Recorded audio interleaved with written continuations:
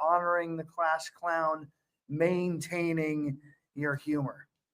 And so I want to hear from you guys on these because I, again, as always, can talk forever on these contents. And it's your guys' room. In fact, I'm really looking for you guys to lead today. Carrie, is your mic still hot because you want to jump on the content, or is it leftover hot because of the NAR? Leftover hot, sorry. All right, fair enough. So what else you guys taking away? Shara, fantastic. Thanks for taking the lead. Yeah. I thought the humor portion was interesting, right? There's such a diversity in the goldfish versus being in the surf. And even though, you know, they're so different, humor can play a role. I'm very blessed that my husband has that type of quick wit humor to disarm and transform situations. So I'm pretty acclimated to it. And I don't have that gift at the level that he does, but I liked the context. You know, you can apply it anywhere with a 5-year-old in one of the most grueling physical conditions, and what it does to the mind. You know, is there a chocolate glazed donut? And you know, you're not even going there. You're just diverting your mind or changing, you know, your thought process. So I thought really I powerful. love on that all the other chemical elements that are happening behind the scenes that the author talks about. That this going to humor releases all kinds of wonderful endorphins and hormones that help break state and get you thinking differently, move you in a positive direction. One of my favorites from the content back a whole bunch of chapters, when he was talking about his chief Hank, who had been off in Afghanistan and stepped on a landmine and really devastated himself, lost both his legs. His wife, you know, heard about it, yet couldn't see him until he was stabilized and moved to Germany. So she didn't see him for a week after this happened. And in her first meeting, when she comes in, she looks at what's going on. She pauses. And then in her best Forrest Gump voice goes, "Lieutenant Dan, you've lost your legs." And it caused Hank to have that visceral laugh, even though he was tore up, as well as her be able to break that state, because, you know, she probably was looking through this initially as a lens of how her life changed because his life changed. And humor helped both of them through that process. What else you guys have?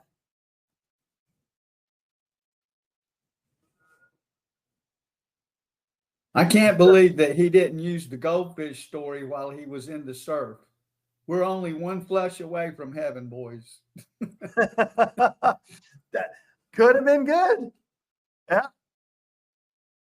So many places that we can use humor. And I'm just curious, by the way, maybe some of you are timid on using humor in circumstances where a real estate transaction is going awry. Maybe you're timid in talking to the other agent and adding humor to it when it's a tough situation that we're negotiating. Who knows where we can use this attribute, maybe plus.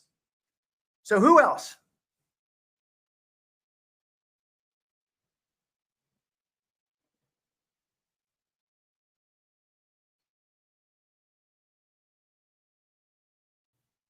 This humility thing is,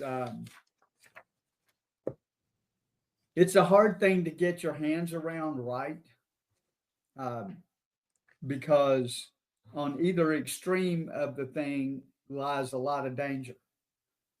But if it is a reality, and we all can go to extremes really quickly, I think sometimes, but this being able to have the attitude of, I don't know how of humility is, it's just, I found that he had a hard time explaining it and I have a hard time understanding it. So I'm not gonna get very deep into it, but I think it's something that we need to think about a little bit more. So I had some of the same struggles with this section, Doug, and I just came back to the bottom of page 215 where he gives it the definition. Humility means being transparent about your weaknesses. yeah, As we've gone through these attributes over the last 2 weeks, there's some we're strong on and some that we're not necessarily strong on. And I've seen people in this room be transparent about that weakness. I've had great conversations with people in this room, coaching them as they've been transparent about those weaknesses and how can I get better in that space? What can I focus on? What can I do? Who can I become? I mean, one of the ones that has shown up time and time again in my history, and thank goodness for my coach that helped me, is this piece on empathy. Because those of us that are high D's get very focused on the goal. You tell me you've got a problem, and I'm going to immediately go into solving mode and get you to the solution. And many times historically, getting to the solution was more painful than the actual problem as I drug you through that. And so empathy, a great one for me that I'm continuing to improve on. I've heard many of you talk about this. That's that humility piece. All of us know someone. Now, I've got someone who's been a leader in the home inspection space. If you ask him, there's nothing that's weak. If you ask him, any attribute is top notch. There's that arrogance that crosses over. You cannot have arrogance and humility in the same space. Jeanette, you're next up. Well, it's on point, and he addresses it. And there's a lot of places where okay, once you think you're humble, you realize you're not, or you get to enjoy the moment. You go, hey, wait a minute, it's like, it felt really good. Don't stay there, because then the next moment you fall on your face. But the point is that we're all aware of the false humility, and a lot, because we're told we should be humble. Humble is not a doormat. And we need to know there's a difference. It takes more strength to be genuine. Humility has more strength and courage if you're being beat up on, but yet you're not, but there's something in you that's an attribute that's bigger than that you're being beat up on. There's a place of humility that's genuine, and you can't fake that. There's a piece. Again, we went up to went to the movie The Firing Squad, and on the level of a movie, it's quality of movie. It was a B-rated movie probably, but it was so many factual levels that weren't in there, but the message was very clear on it. And it's, the faith of somebody who doesn't have any faith gets in another country and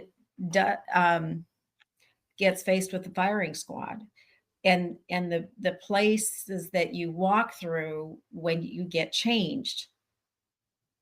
When you get changed and you become a place of strength for other people, you get to be an encourager, you get to be those.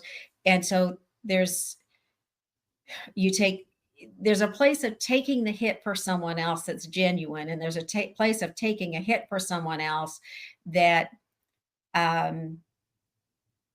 you don't really, how am I, you know what I'm talking about. It's ingenuine.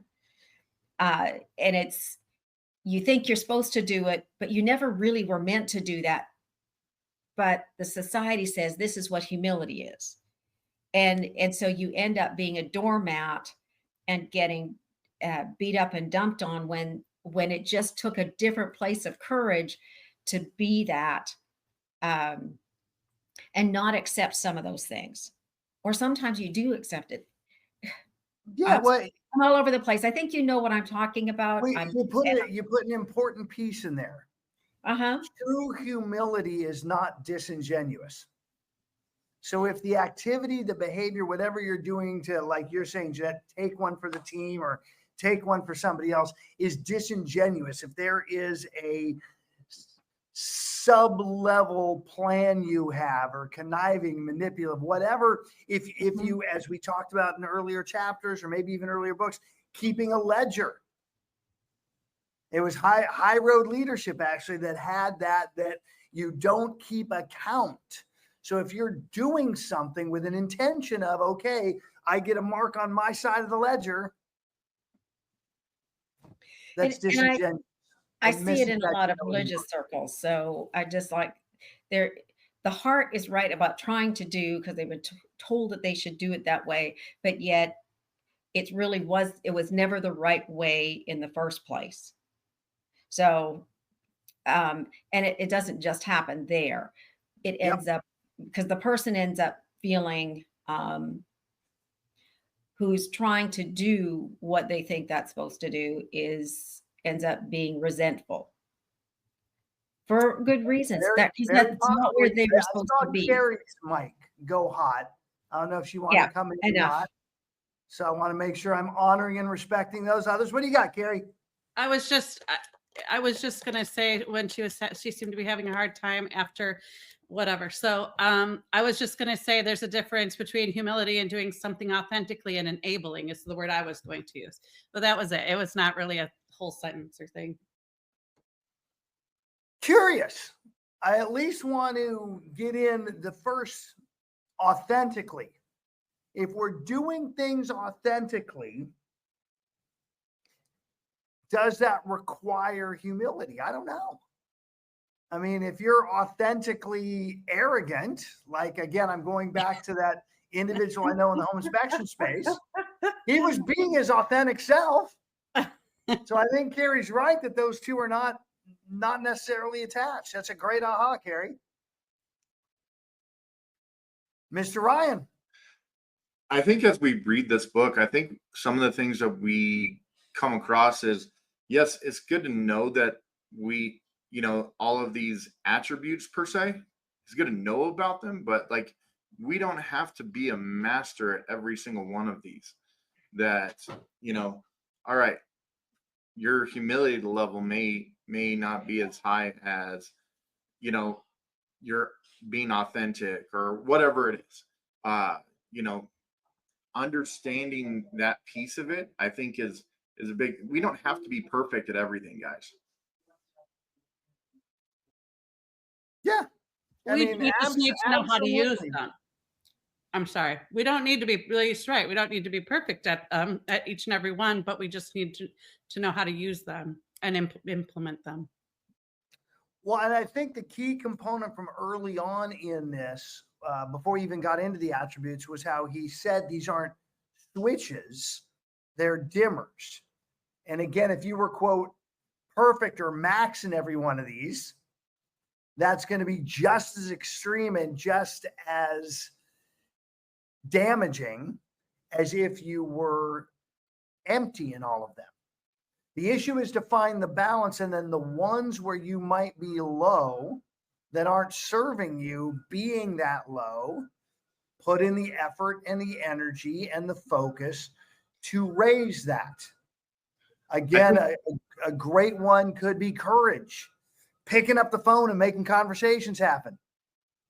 So you may need to bring that one up a little bit. And then others may be off the chart, like self-confidence might cross the line where you're taking unnecessary risks. And so you may want to be attentive and damper that down. Ryan, you had more to add. Yeah, I was just going to, come back and say, it's like, when you get some of this stuff, I think sometimes you're like, man, I read this book and it's like, man, these people are so good at this certain attribute. You know, you got to come back to, I guess, the don't compare your insides to people's outsides. You know, that saying that we've all, most of us may have heard in another time, another place. That tracks back to Jim Rohn. Yes. Yes, exactly. Exactly. So it's understanding, you know, you may twist yourself in knots over not being, you know, as high of a level as somebody else, but you know, we're all working at something, and just be okay with who you are at the time. That's what he's trying to talk about, is being optimal performance is the best you can at that time. So if we're not under not utilizing humor the best, or humility, or you know, whatever it is, if you are arrogant in a certain time, you know, it's understanding all of these are different waves and different dimmer switches, you know. So you don't have to be perfect, guys. Just, you know, just understand them and key into them. Yeah, my vision of this, by the way, kind of my visual was, this is a mixing board with all the different levers going on. And initially, you know, this is God's mixing board, kind of setting us up for how we are. And then over time, we've tweaked and adjusted. And now we're doing a remaster, a remix. And you said something else very important, Ryan, that I want to make sure we point out in this room. You said you're all working on something, which is absolutely true for this room, or you wouldn't be here.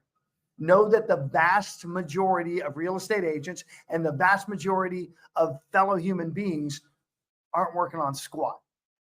They're not working on changing who they are. They're attempting, some of them, to change activities. And we all know that your business grows to the extent that you do, and you guys are working on the most important part, and that's yourself. Who else? I like that line that we have kind of running around, making real estate fun again. So we're learning about ourselves. We're learning how to master certain situations, but we're also learning how to enjoy what we're doing at a much higher level. And that's why I got in the business, I think, is because I really like helping people. And this real estate thing just kind of opened up in front of me. And I was like, well, heck, let's do this. So making real estate fun again is part of this, learning how to use humor in some of these situation weeks get into, guys, are just absolutely horrifying for people. But being able to inject a little bit of humor and laugh like Shira does. And I'll tell you this, she's right about her husband. He can infect a whole room with his laugh. You can hear him a mile away. He's just that bubbly a person, and it's enjoyable to hear it. So it really does help all the people around you when you're really joyous. And that's a challenge that Russ has thrown down in front of me this week. So I'm latching onto it. Yeah, and we broke down joyous and happiness, going back to the video we played last week, Matthew McConaughey. Joyous is focused on the process. Happiness is an end result. And I'm going to be joyous that the trash truck is backing up here. I'm going to be so joyous that I'm muting myself. Ryan, you're in charge of wrapping this up. So once again, one of the things that I always bring out to everyone is, how are you going to apply what we've read this week? So what are some tidbits that you're going to take to try to implement and try to, you know, improve for yourselves? Go ahead, guys. Here's where I want to bring in chapter 23 that we really didn't get a chance to talk about yesterday, with conscientiousness, the ability and inner drive to work hard, to be diligent, and to be reliable. And so every one of these is learning more about ourselves, where we can be conscientious about ourselves, but also the conscientiousness that opens the doors and strengthens others while we're doing it. So it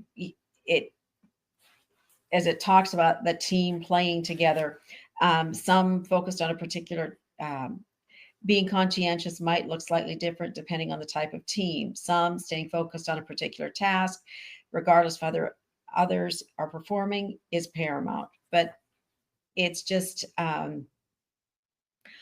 being somebody who doesn't, we don't want to let people down, but we're making a wise decision about, here's humility comes in. It's like, what's the right decision, not just not letting other people down, how to not let other people down. Is it that you need to stay in that place, or is it that you need to go? Sorry.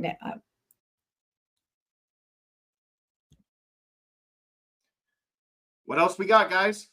Great tie-in on that. Somebody else. What are we going to implement? What are we going to take away, guys? Humor is something I need to learn. Like sometimes I'm not like, it's not something I can just throw into a conversation. You know what I mean? Like I'm not good at that part. So I don't know. I guess I need to learn how to be funny. I think I'm pretty chill, but don't necessarily consider myself funny. So I guess I got to try to figure that out. And just a side note, and I know we're short on time, but I would like to be able to talk about at one point some of these attributes and and how they relate to being a good leader in a team. Like what some most important attributes might be. Not today, but ever, just at some point. Well, what do you think are some attributes that would be a good leader of a team?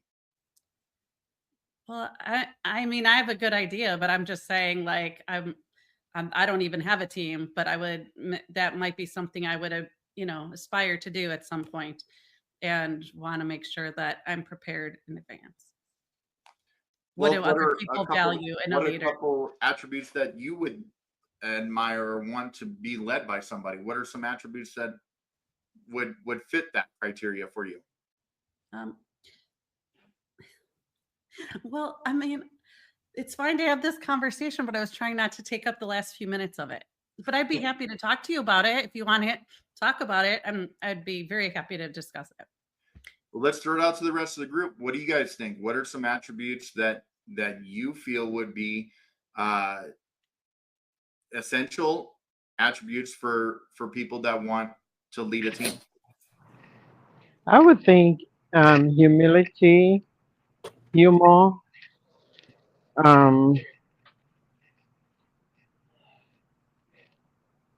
couple more that I can think of right now. Maybe it's better to talk about it at the end of the book, because then we've all just had talked about all of them a little bit. I don't know. Well, the fun part is now that the trash truck is by, and we're going to definitely come back and clear out with other folks that got mics on. I love that you're jumping in. There's an entire section called the leadership attributes. And it's interesting, Carrie, because you're talking leadership. And right now we're on team ability, functioning as a team, like pieces that have to be in all. So they kind of go hand in hand. So just remember these guys. Empathy. That's a big one. That's number one on the list. Selflessness. Leaders eat last. Authenticity, which we've talked about today, tied into that humility piece. Decisiveness. Getting the facts, making a decision, and go. And then accountability. Truly living a life of accountability where you look at things through the lens of where's my DNA in this? Never pointing the finger outward, always pointing the finger inward. And so one of my favorites on this is that decisiveness, because I see so many people in our industry talk about stuff, never truly make a decision. So let's play with this a little bit. And Sherry, you've got your mic hot, so I'm going to play with you. Well, I thought consistency, which I want to play on this decisiveness first. Okay? What does a pesticide do? kills, Kills what? repels, What does a pesticide kill? bugs. Pests. Awesome. Yes. What does an herbicide do? I think it Kills kills. Kills plants. What Homicide. Kills Homo sapiens. What's suicide? Kills the person that's Self-inflicted. themselves. Self So kill. then what is decide? Kills all They all other come from the options. same Latin root. It is to kill off every other option. There is no, this is the path you're going, and you go. So many people say, I've decided. Well, really what they did is kind of make a minor choice in the moment that they can change tomorrow. They're not committed. By the way, in my world, commitment means no matter what. So decide, commit, and if you stay on that path, magic will happen. Life will change. Things will occur. And there's an entire great Gates couplet that maybe we can go into at some point. It is 10:30. It is Tuesday. I know we have the accelerator room in 30 minutes, and I know Doug and Jeanette and others will be showing up at 2 o'clock for conversation time, which we start with practice and role play. We have enough folks in there, and then roll right into real play. Go from role play to real play and actually do the work. So we'd love to see you all there. Tomorrow, we're going to read the next 2 chapters. Thursday, we will wrap up the reading. And Friday, we will do an overall review. So make sure for Monday, you get Fanatical Prospecting. Jeb Blount, Ryan, hold it up. We're also going to be promoting, getting some more folks in here. Here's a reason to invite other agents, other industry leaders, other industries who are in the sales role into this room, so they can get better at building their business. This room is broker agnostic, industry agnostic, and this book is a game changer to get back to what we need to do activity-wise to get our revenue cranked up. All right?